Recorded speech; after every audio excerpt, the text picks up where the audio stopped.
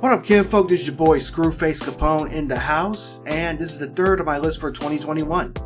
If you haven't done so already, check out my top 10 games of 2020 that I actually played, as well as my 20 for 21, which is 20 games coming out in 2021, or at least scheduled to, that I have my eye on.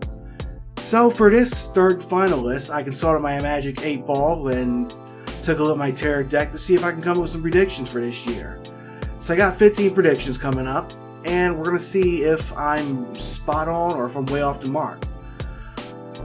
So you'll notice that I'm doing something a bit different for this list. Normally when I do a list feature, I like to work from a script, but this time I'm doing it a bit more free form, and I'm splicing random game footage over it, just for a visual aid. So really, you can just have this on the background while you're doing your studying or doing your homework, or if you're cleaning or making dinner, or if you're just sitting there chilling.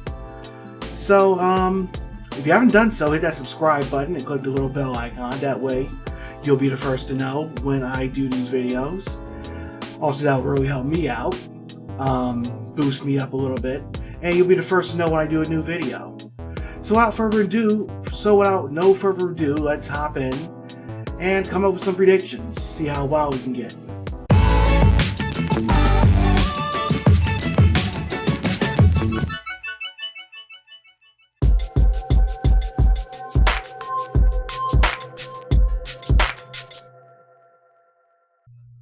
So this one's pretty much a given, so it seems like I'm cheating, but that's why I'm actually going to back this up by throwing out some names. First, now we know that Microsoft's been on a spree of buying new studios, trying to get new exclusive content for the Xbox brand and bolster the Gamepass library. We saw that last year with the acquisition of Bethesda. So I'm going to throw out some names as to studios who I think they'll probably pick up. Now, first of all, I'll tell you who it won't be. It's not going to be Sega, and it's not going to be Konami. Reason being is that Sega's got too much of a user install base on both first of all, they're a Japanese company primarily, so the Xbox brand usually doesn't do good in Japan. And secondly, they got too much of an install base on both PlayStation and Nintendo. So if they were to start making their stuff exclusive to the Xbox brand, then that's going to cut into their profit. I mean, it's easier for a company like Bethesda because they got more of a base on Microsoft, and going forward, they can risk those PlayStation sales. Also, they said that they were going to do it on a case-by-case basis, but with Sega, I don't think that's going to happen. As far as studios they would acquire, I know they've been wanting to acquire, say, Japanese studios. So, one name I'm thinking is Mistwalker. If you remember, I did an idea for Microsoft exclusives, and I named a new Mistwalker game. Now, I think Microsoft actually contributed to the founding of Mistwalker way back when, during the Xbox 360 era, and they put out the games Blue Dragon and Lost Odyssey, both of which are backward compatible on Xbox One and are definitely worth checking out.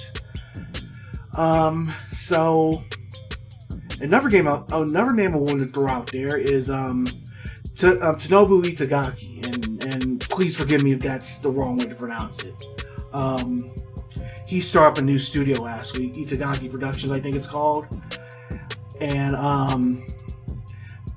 he said that he was willing and looked forward to working with Microsoft. And I'm thinking that's a pretty good acquisition, because if you remember back in the days, they did like when when he was still the head of Team Ninja, he was bringing stuff exclusively to the Xbox platform. Ninja Gaiden, Dead or Alive 3 and 4, and such and such. They didn't start coming to PlayStation and other consoles until after he had left. I think the only time he had actually done a game since leaving Team Ninja was Devil's Third, which was for Wii U, but it didn't turn out well. So I'm thinking like that would be a great company for Microsoft to pick up if they wanted a Japanese presence. Another one that's probably less likely, I'd say, is Platinum Studios. I know they're still I know this past week they asked about Bayonetta 3 for the Switch, but they said that not to expect any news for a while. I forget the exact tweet, but like it'll be that much more of a surprise. So I won't say it's canceled, but it is going to be a while since we see new news of it. But I can easily the wishful thinker in me kind of wants me to see Microsoft pick them up just to make just to revive the Scalebound project, because that'll be pretty cool. Now, as for U.S. company they possibly buy, I'm thinking Don't Nod Entertainment. I forget. I can't remember if that's their exact name, but they're the people behind Life is Strange and the previous Xbox, and Tell Me Why, which was an Xbox third-party exclusive. Well, third-party developed anyway, but published by Microsoft Game Studios. And I know that Tencent had purchased some shares within them, so it depends on like how much it depends on how much control that Tencent has over it. But I could easily see that as being another purchase for the company, like having a different brand of game than your usual shooter or whatnot. Alright, so as far as other studios, maybe Relic Entertainment, because I've heard that name being thrown around, like maybe RTS games, but then again, they already got a studio that's dedicated with Age of Empires. So, maybe Blooper Team, because with medium success, and they've been pretty good as far as like Gamepass entries go with Blair Witch and Layers of Fear and stuff. Plus, with medium having the success that it did this past week, I think that will be a good studios to show up on there. So yeah, I don't think we're gonna see anything big on the scale of Bethesda, just because that was so much money down on it. So let me know what you think in the comments, and let's move on to the next one.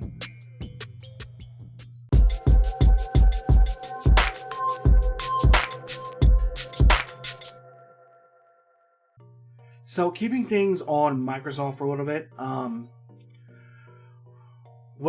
think that Microsoft will probably add in a VR component to Gamepass. Now, while it won't necessarily be on the Xbox side of things, it might be on the PC side.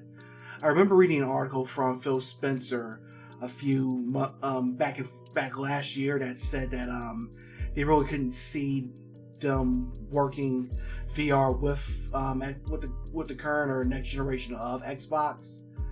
But that doesn't mean they probably couldn't try something on PC. Like, we already know that the PC version of Windows Flight Simulator has VR compatibility. We could easily see them doing an update for the PC version of Horizon 4 and have that like VR compatibility with the cockpit. Or like now, also another thing is to keep in mind that they already have their own version of VR, which is called Windows Mixed Reality, but that's for PC. So you could probably see them partner with a company like, I don't know, Vive, and maybe use that Vive port platform and including it with Xbox Game Pass. But who knows? Or probably like at least a Game Pass VR or something. Maybe less likely, but probably building some with Oculus. But again, this is pure speculation on my part at this point. Strangely enough, he did mention admiration for the PlayStation VR, the Oculus, and the Vive Rift. So again, I do think we're probably going to see something with VR when it comes to Microsoft and PC gaming, just not with the Xbox. So again, let me know what you think. Personally, I would, if they were to do like a partnership with Viveport and like make the Viveport thing available with Game Pass, that would be a pretty cool deal. And even if that meant like a price increase, but we'll see.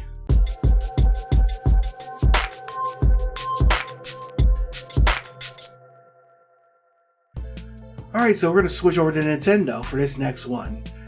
So I think we're finally going to see something about Metroid Prime 4 this year. I don't know, maybe it's a teaser, a trailer, gameplay footage, something.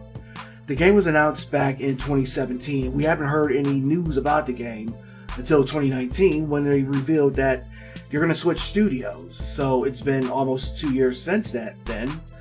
So again, we have to hear. I just know we're going to hear something soon at this point. Probably a gameplay trailer, footage. Maybe we're really lucky, have a Nintendo Direct based on it. And who knows, maybe they'll get a release date. And while they're at it, probably re-release the Metroid Prime trilogy on the Switch. So that'll make a whole lot of sense for the franchise. Metroid is one of the most beloved franchises on Nintendo, but it doesn't get a whole lot of. There's really not a whole lot of releases because I think Metroid is more popular in the US than it is in Japan.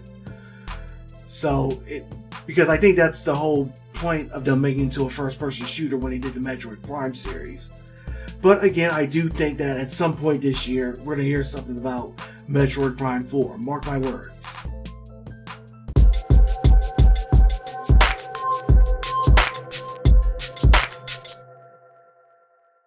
So I'm going to switch over to PlayStation for a little bit, because I know some people are going to accuse me of being a Microsoft fanboy or whatever. But PlayStation Now, which is basically their cloud streaming service, which is comparable to Xbox Gamepass, I think they're going to make some changes to it or some additions to it that'll make it... I'm not sure if I would say it's more competitive to Microsoft Game Pass, but kind of make it more like Sony's equivalent to Xbox Game Pass. So I can easily... So PlayStation Now, it basically lets you stream like hundreds of games from all different generations of PlayStation. You got PlayStation 1 through PlayStation 4 games. And they've been updating it with new titles on a regular basis. So, I don't think they're going to add like all these different things to it the same way that Game Pass does. But I think they're going to probably add something on it, like maybe integrate PS Now with PlayStation Plus, or maybe do what Microsoft's doing and make their first-party titles available on the system from day one, or maybe add EA access to it. But I think at some point, Sony's looking at the Game Pass service, and they're going to do something to their own PS Now to make it a bit more competitive and make that a bit more of a value, because PS Now is $10 a month, and while the Game Pass service, that's like $15 a month. So again, let me know what you think. What do you think that PlayStation Now is going to do something to increase its value, and what can they do to increase its value?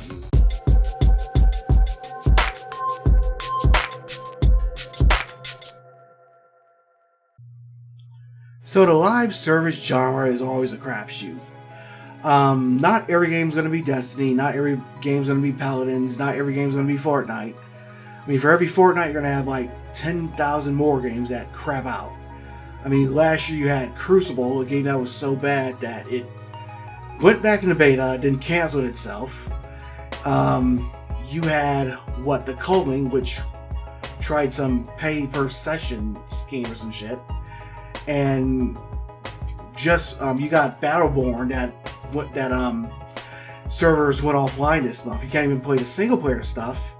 And just recently you got Bleeding Edge that they're not going to provide any new content for. They're just going to concentrate on future titles. So I think there are going to be some more live service titles that are going to also go offline this year. And names I'm thinking of is first of all, there's Anthem, which is supposed to be seeing a 2.0 version from BioWare.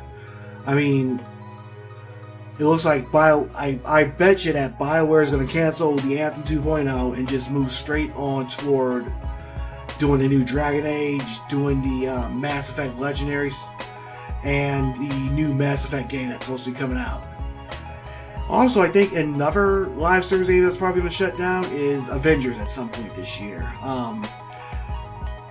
Obviously, they got Clint Barton Hawkeye coming up. Supposedly, they got Black Panther, and of course, the PlayStation exclusive Spider-Man stuff. But I think after that, it'll probably slow down to a trickle, and then that's going to end up being cut off too. And also one of my favorite games, one of the few live service games I like, Paladins. They're not doing their esports stuff this year, so that might cut into the player base a little bit. Well, it depends on what kind of support that's still going to get. It probably won't be as bad as some of the other games, but again, we're going to see a lot of live service games dying off this year. As far as, and speaking of Amazon, because I mentioned them earlier, they're supposed to be coming out with this RPG called Massive Multiplayer Online RPG called the New World, and there's been some troubled development. They had to delay it a few times. I think that's probably going to end up crapping out the gate. I pray that I'm wrong, but when it comes to these live service games, it's what incentive do I have to jump on this new one? When you got games like Fortnite, you got your Paladins, you got your PUBGs that's already out there and got a steady player base.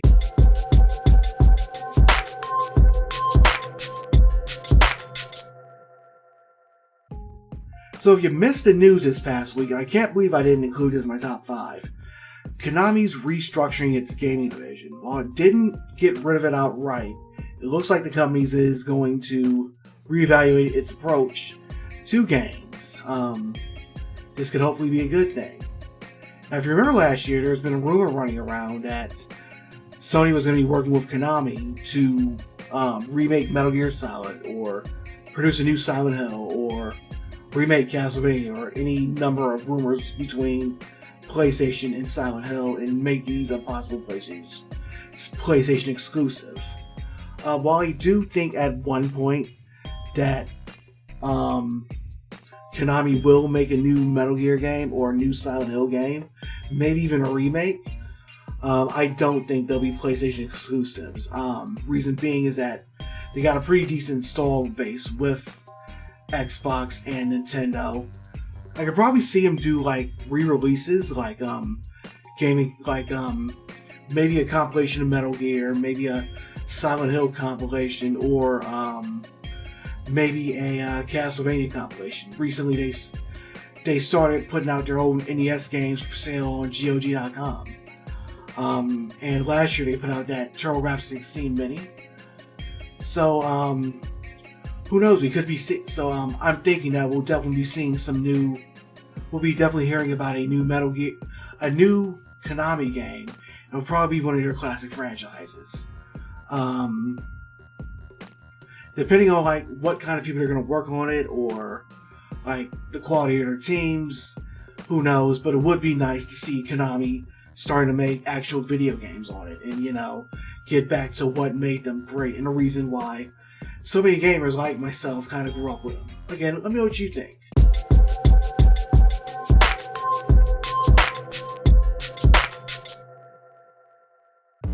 So, if you missed the news a few years ago, 2K signed a deal with the NFL to create a non-simulation football game.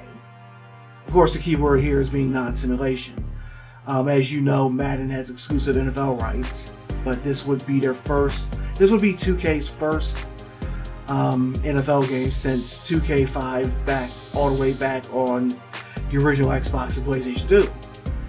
Now, I hate to burst people's bubble. I think this new 2K football game is probably going to suck. The reason I say this is because this isn't the same 2K that made. First of all, everybody's expecting the follow-up to 2K5, but they already said from the beginning that this isn't going to be a simulation. It's going to be more of a arcade-style title, and obviously, the 2K who is going to be working on this game, or who's going to be publishing it, isn't the same as the visual concepts that made 2K5. Since then, they've done the whole microtransaction thing. You remember, what was it? NBA 2K21 NK 2K20 with the freaking casino and shit.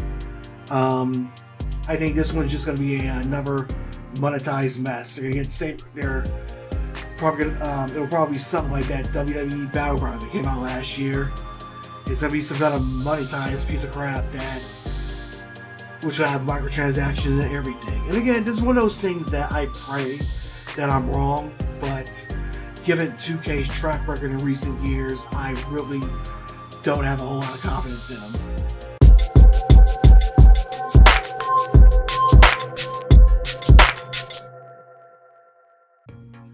So this spring will mark 2 years since the release of Mortal Kombat 11, and I think pretty soon this year we'll be hearing about the next fighting game from Netherrealm Studios.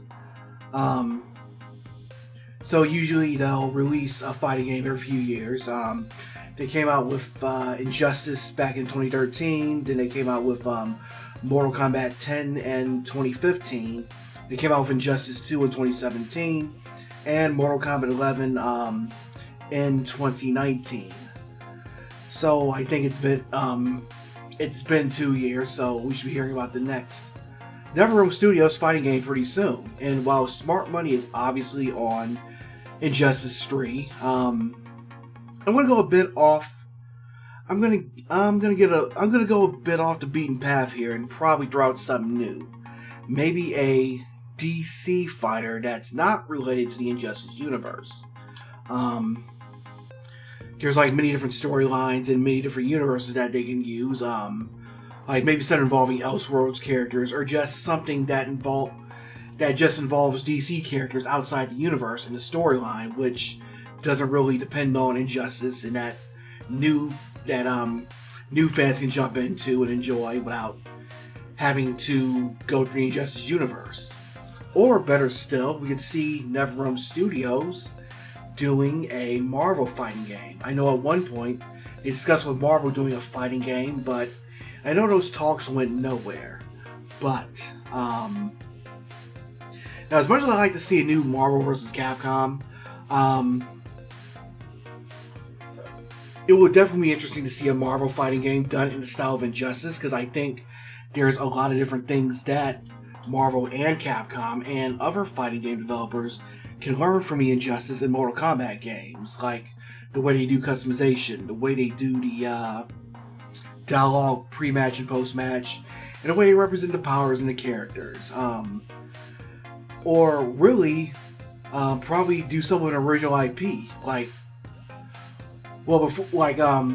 just come up with a new IP, or maybe still like they've been using all these horror fighters and action heroes and other in the Mortal Kombat games, probably something with like like movie monsters or movie heroes from the 80s and 90s, like have this big mashup of Alien, Predator, Freddy Krueger, throw in Rambo and Rocky, make this big 80s fighting game palooza from Netherrealm.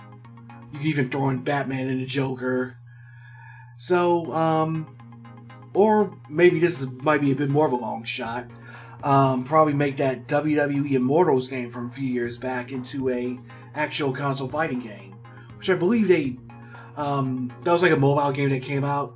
I can't believe they didn't really do it. They didn't make because that would have made a great console game. And I know WWE wanted to step outside the beaten path with their wrestling games and come out with something that's not just a simulation. That would have been perfect, because that game was awesome. But anyway, going on a tangent, I predict that we'll be seeing the next Netherrealm Studios fighting game before the end of the year.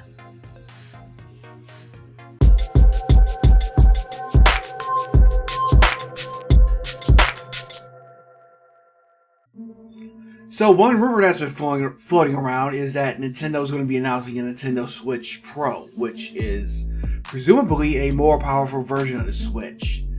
Now, Nintendo recently said that they won't be announcing a Switch Pro anytime soon. But what I do think they will be announcing is a different model of Switch. And like, what I mean by this is like, you know how like when the Game Boy Color came out, they had like different versions of that, like the Game Boy Mini.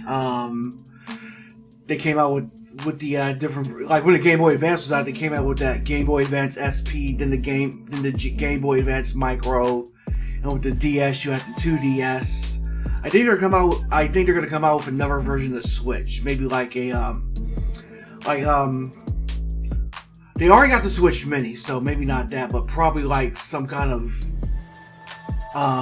version of regular Switch with like quality of life improvements, like I don't know, stuff like fixing the Joy-Con drift, or maybe just a TV plug-in only version, which has the same power as the Switch, but comes in like a set-top box where you can only plug it in. Of course, these are all just guesses and predictions, but sure, I do think that while we won't be seeing the Nintendo Switch Pro, they will announce a new version of the Switch at some point this year.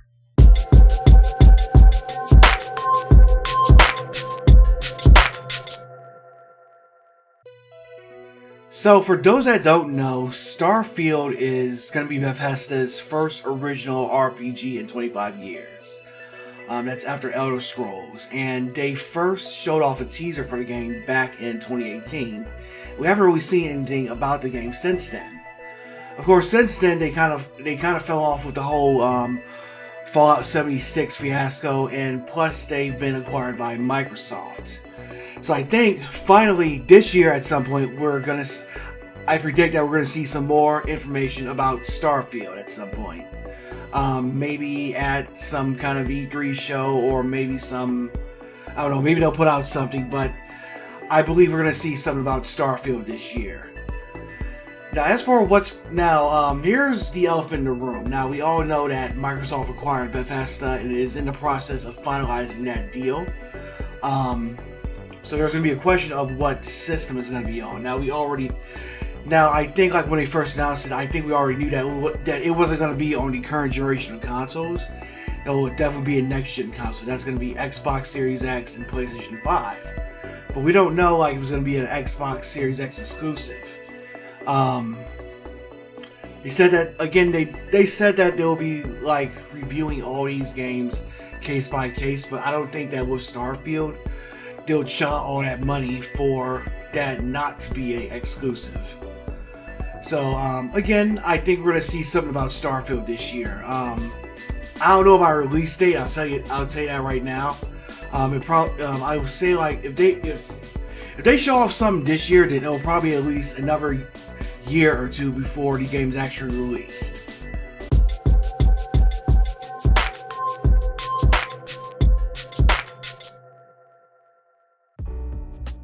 Who doesn't love sequels, right? So I think we're going to be seeing several sequels, either at least, if not released, then definitely announced this year.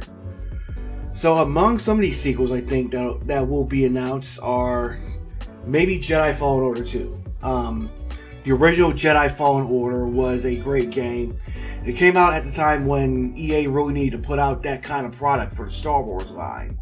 Because as you know, like, Fallen Order was a single-player, story-driven Star Wars game that sold well, didn't have any DLC, didn't have any season pass or microtransactions. It was just a good, solid Star Wars game at a time when EA really needed to put out one. Alright, also, we could be seeing Dragon's Dogma 2. I know there was a leak of information from Capcom. I didn't see any of it, but it was rumored that among these leaks was a sequel to Dragon's Dogma. And that's definitely something I would like to see. I mean, the property itself has been seeing some traction within the past few years. There's the Netflix series. There was a Netflix series from last year, and a few years back we had releases of the game on Switch, and Xbox One and PS4 remastering. So I think we could definitely be seeing a new Dragon's Dogma game coming pretty soon. Another game I want to see, and I also think that could be coming out, could be a new Star Fox game.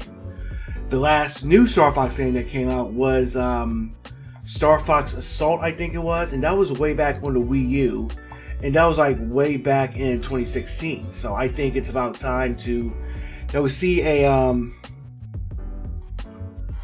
see a new Star Fox game for Switch, especially considering that they released the unreleased Star Fox 2 on both the SNES Classic and the Nintendo Switch Online stuff. So another new game we could be seeing is a remake of Diablo 2. again, like if you missed my top 5 from a few weeks ago, then you'll know that Vicarious Visions was absorbed into Blizzard, and it's highly rumored that they're working on a remake of Diablo 2. That could be that could be a good stopgap between Diablo 3 and Diablo 4. And speaking of which, you haven't heard much about Immortal since it was announced. I don't think a lot of people care about that. I think like Diablo 2 was a very highly liked entry in the series, so I think people would definitely welcome a remake. Of course, it would have to be better than the recent Warcraft 3 remake, but we'll see. So another sequel we could be seeing is maybe Ninja Gaiden. This is just something I'm throwing out there. I think Team Ninja's still working on stuff for Dead or Alive, but I think it's highly time that we see another Ninja Gaiden game. Or who knows, maybe like re-releases of the old games on Switch, or maybe remasterings and stuff. By the way, you can still get that original bloody version of Ninja Gaiden 2 on Xbox Gamepass, but I think it goes off like later this month or something like that. So back to sequels and remakes. Maybe we could be seeing a remake of the Dead Space trilogy. I think that's been cool. That's been called off a lot. I don't know about a full-scale sequel, but maybe a remake would be nice. And what else? Maybe also maybe we could be seeing a remastering of maybe some of the Microsoft PC strategy games like Age of Mythology, Rise of Nations, or even a re-release of Rise of Legends. Like, for those who don't know, that was a spin-off of Rise of Nations, which had more of a fantasy storyline, and it's a pretty decent strategy game. If you find the only way you can get it nowadays is if you find the original in print, and I can't believe that they haven't re-released it by now. Another sequel we could be seeing is maybe Rival Schools. If you remember, Akira is going to be one of the characters for the new upcoming season of Street Fighter. So they could be using that to build toward a possible Rival Schools sequel. And Rival Schools is one of Capcom's more beloved fighting games. Of course, they haven't really made any new entries in the series since I think 2000 or 2001. So I think a lot of people would love to see a new one. And also Darkstalkers, that's another beloved property that Capcom's never really revisited since then. I think the last new game in the series came out like back in 1999, and that was Vampire Savior 2. That was like a championship version of Darkstalkers 3. And they've had re-releases since then, but we really want to see a new series. I mean, a new game in the series. And speaking of which, we might finally see something about Street Fighter 6 later this year. So, again, what sequels and remakes do you think that are going to be announced this year? Let me know in the comments.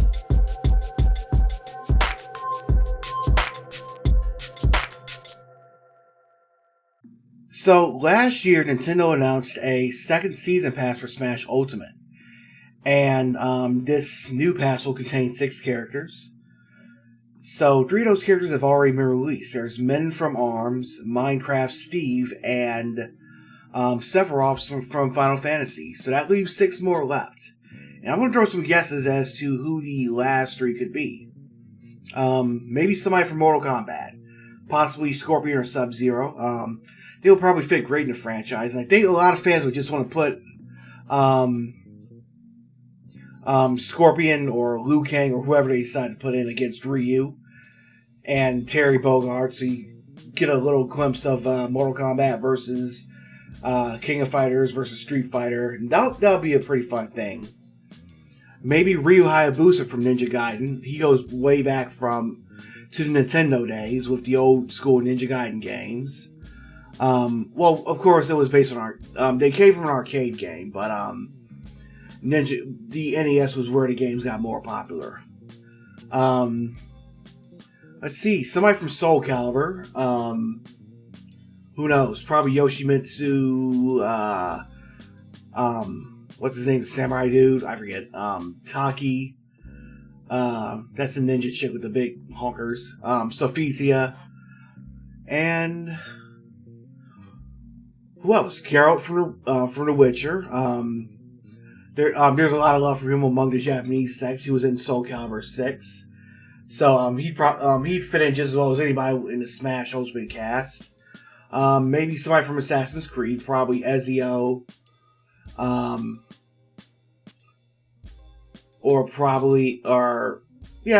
knows? Probably Ezio. He's probably the most recognizable in the game. Maybe even Doom Guy. Who knows? Maybe somebody from Dragalia Lost. That's the mobile game that Nintendo has that's out. Who else I'm thinking of? Maybe somebody from Earthbound. Who knows? And here's another possibility. I'm throwing this out there. Maybe Master Chief from Halo. I know it sounds crazy, but they also got Joker from Persona 5. Even though like Persona 5 isn't on Switch or on any Nintendo system as of yet. I think Persona 5 Strikers is coming out for Switch, and there's a Q Dungeon game that features Joker that was on 3DS, but I forget exactly. But I think if they got Banjo and Kazooie to appear in Smash, then pretty much sky's the limit for anybody. I could definitely see Nintendo reaching out to Microsoft again and asking if they can put Master Chief in Smash. So, really, this is Smash Ultimate, so who knows? Anybody could show up at this point. Except Waluigi. They keep doing them wrong. But who do you think is going to show up in Smash next? Let me know in the comments.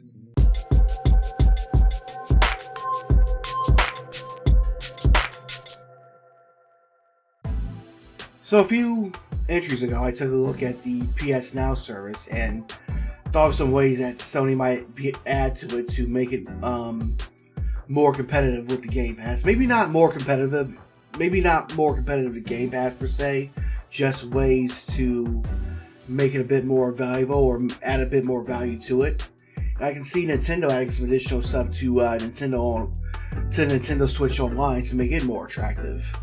At the very least, probably adding some new systems to its virtual console, such as like Game Boy, Nintendo 64, and maybe even third-party systems like the Sega Genesis and TurboGrafx, and give you free games for those. Another thing they could possibly do is currently they got Control and Hitman 3 that are available via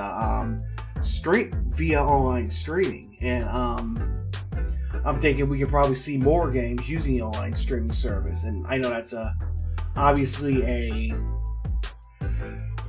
given, but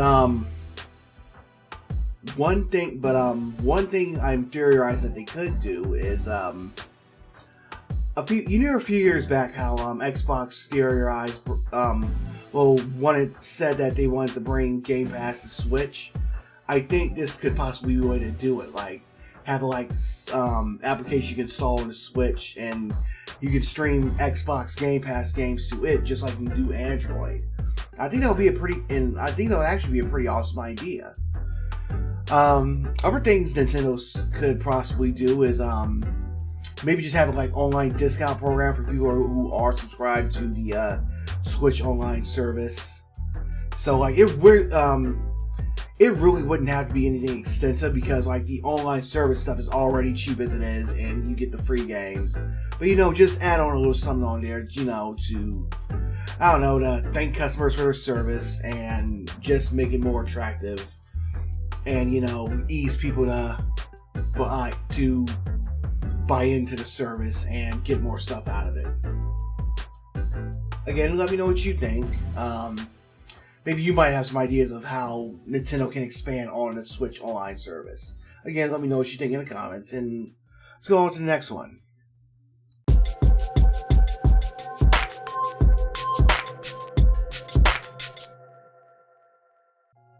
Another prediction, which I hope to God doesn't come true, is that I think another company is going to be caught up in another scandal.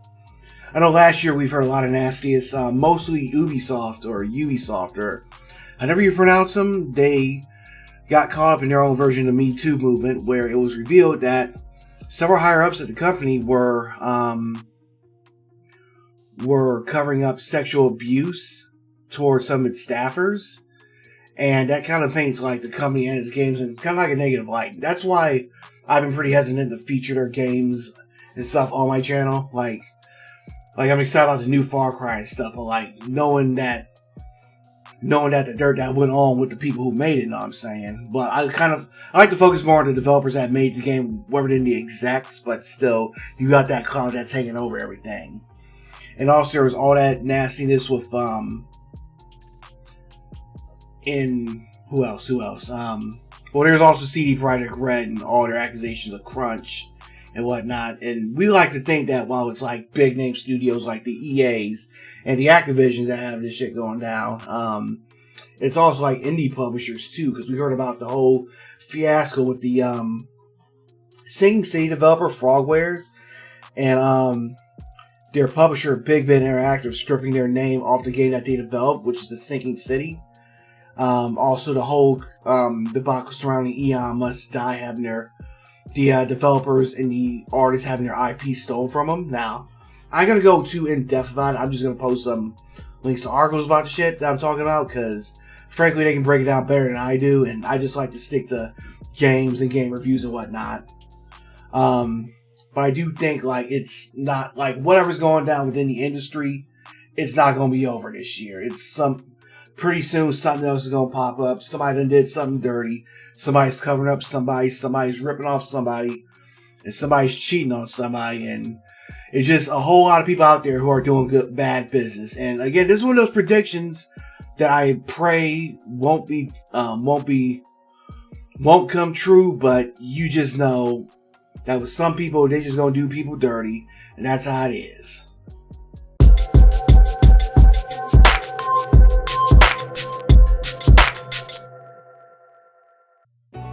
You don't need me to tell you this, but Star Citizen will not see a full release this year. It will not see a full release next year. It will not receive a full release in the near future. This is, well, I won't say I'm going to go to bank on, but given its history, look, the game's been developing for 10 years or so, and they just sunk over $300 million into it. I mean, you got, right now it's in alpha stage. It's not even in beta yet. And you got microtransactions, and not even that 2K bullshit where they're charging you to unlock players and whatnot. We're talking hundreds or thousands of dollars for fucking in-game ships. I mean, there's a 100 ship pack that's $27,000. And if you spend that kind of money, you're on ships for a video game that's not even in beta access yet, and you're a dumb motherfucker. The game's a big waste of piece of shit, and they keep trying to add new features into it. They gonna find ways to squeeze more money out of people. So the sooner you accept it and move on, the sooner you can find bigger and better things. And matter of fact, go play No Man's Sky. Go play Elite Dangerous.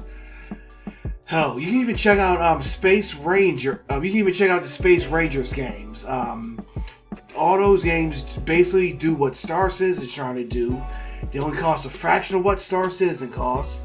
They got more content, and they're not out to constantly milk players dry as shit.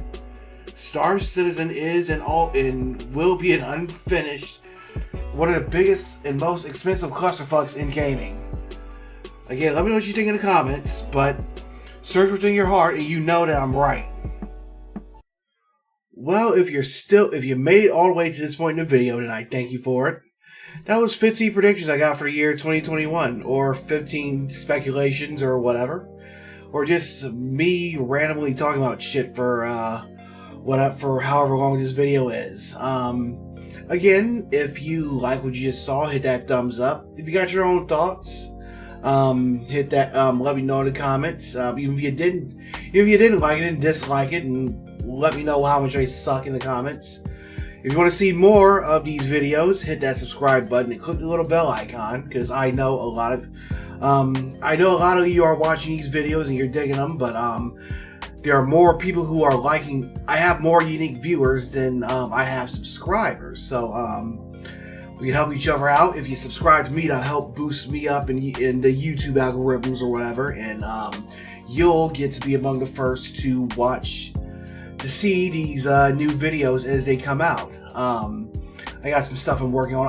I finally got my first retro review that I'm working on. It will be up shortly, so definitely check me out. And also make sure you follow me on Twitch at Screwface Capone. I do game streams every Thursday at 10 o'clock p.m. unless otherwise noted. And on that note, follow me on Twitter too. Again, I hope you enjoyed what you saw. If you want to see more videos like this, again, let me know in the comments. Like, subscribe, share, let your friends know. And until next time, I'm Audi 51000G, kinfolk. Peace out.